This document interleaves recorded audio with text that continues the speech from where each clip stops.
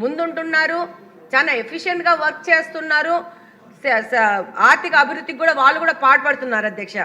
అలాగనే ప్రభుత్వాలు ఈరోజు మహిళలు సార్ ఇవ్వండి, మీరు మాట్లాడమన్నారు, కొంచెం ఫినిష్ చేయండి, కొంచెం అవకాశం ఇవ్వండి అధ్యక్ష. ఈరోజు వ్యాపారంలో కూడా మహిళలు ముందుకు వస్తే వాళ్ళకి స్పెషల్ ఇన్సెంటివ్స్ ఇచ్చేసి వాళ్ళని కూడా ప్రోత్సహిస్తే బాగుంటుంది అధ్యక్ష. అలాగనే ఈరోజు పల్లెల్లో చూస్తే మామూలుగా ఇప్పుడు మనం ఎవరం గమనించిన పల్లెల్లో చూస్తే మగవాళ్ళ కంటే ఆడోళ్ళు ఎక్కువ పని చేస్తున్నారు.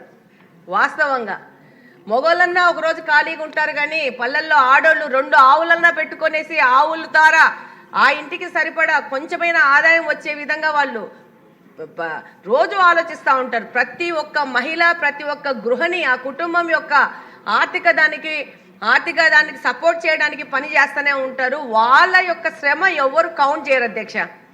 ఈరోజు వాళ్ళ యొక్క శ్రమను కూడా కౌంట్ చేస్తే అత్యధికంగా ఆర్థికంగా సపోర్ట్ చేస్తుంది మహిళలే ఈ భారతదేశంలో. దాన్ని ఎవరైనా ఒప్పుకోవాల్సిన అవసరం ఉంది అధ్యక్ష. అలాగనే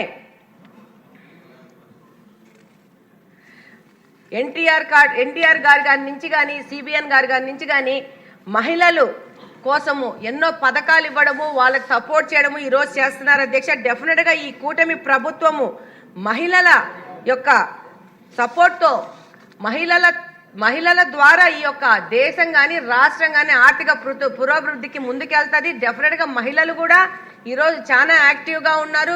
ఎక్కడే కానీ వాళ్ళకు వచ్చిన అవకాశాన్ని వదులుకోవట్లేదు, ముందుకెళ్తున్నారు. కాకపోతే మనం డిపెండెంట్ అనే ఆలోచనను వదిలేసేసి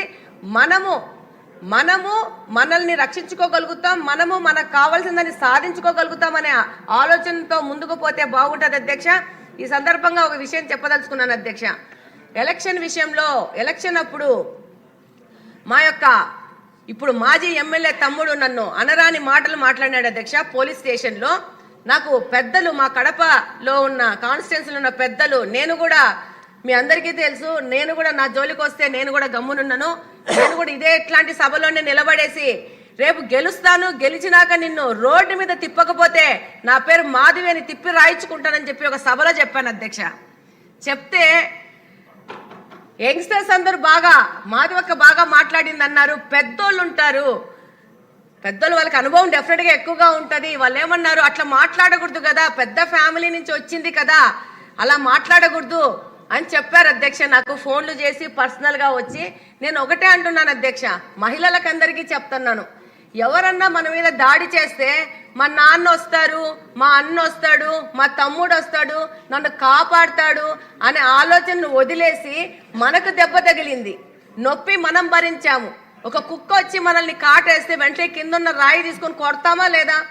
కాబట్టి మనకి ఏ పోలీసు వ్యవస్థ కానీ ఇంకోటి కానీ అవసరం లేదు. మనకు 2 చేతులు ఉన్నాయి. ఒకడు నన్ను మాట్లాడితే నాకు మాట్లాడే కెపాసిటీ ఉంది, ఒకడు నన్ను కొట్టడానికి వస్తే వాడు 2 కొట్టి నేను ఒక్కటనే కొట్టగలుగుతాను. కాబట్టి పెద్దవాళ్ళు కూడా మాకు చెప్పాల్సిన వాళ్ళు ఇప్పుడు మొత్తము సమాజం మారిపోయింది అధ్యక్ష. చాలా ఛాలెంజెస్ పెరిగినాయి ఆడవాళ్ళకు కూడా. పెద్దోళ్ళు వచ్చేసి అలా మాట్లాడకూడదు అని చెప్తే నేను ఆ రోజు మా హస్బెండ్కి మా భర్తతో అన్నాను, మీరు వచ్చి కాపాడే వరకు నేను ఆగుతానా, కుక్క ఎంట పడితే వెంటనే కట్ట తీసుకొని కొడతానా లేదా? ఇది కూడా అంతే. అతను వచ్చి పోలీస్ స్టేషన్లో అంత అన్యాయంగా మాట్లాడితే ఈ పెద్ద మనుషులందరూ ఏమి చేసినారు, వీళ్ళందరూ ఖండించాలి కదా. అదే రోజు అదే పెద్దింటి కోడలైనా నన్నే మాట్లాడినప్పుడు పెద్ద మనుషులందరూ వచ్చి ఖండించలేదు. ఎందుకు ఖండించలేదంటే అధ్యక్ష, ఆ రోజున్న వైసీపీ ప్రభుత్వానికి భయపడి ఎవ్వరూ బయటికి రాలేదు. కాబట్టి నేను మహిళలకు చెప్తాను, వీఆర్ సెల్ఫ్ సఫిషియంట్, మనం ఎవరికి తక్కువ కాదు.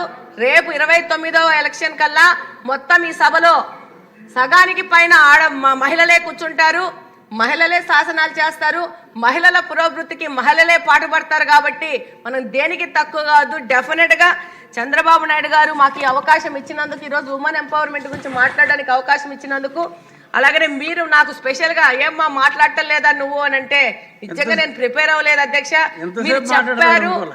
మీరు చెప్పారు వెనక వెంకటరామన్న మీరు మాట్లాడకపోతే ఎట్లమ్మా అని చెప్పేసి, ఆయన కానీ థామస్ అన్న కానీ కిషోర్ అన్న కానీ పక్క నుంచి వచ్చి మాట్లాడకపోతే ఎట్లమ్మా అంటే ఇప్పుడు మాట్లాడాల్సిన అవసరం వచ్చింది. ఈ అవకాశం ఇచ్చినందుకు ధన్యవాదాలు అధ్యక్ష.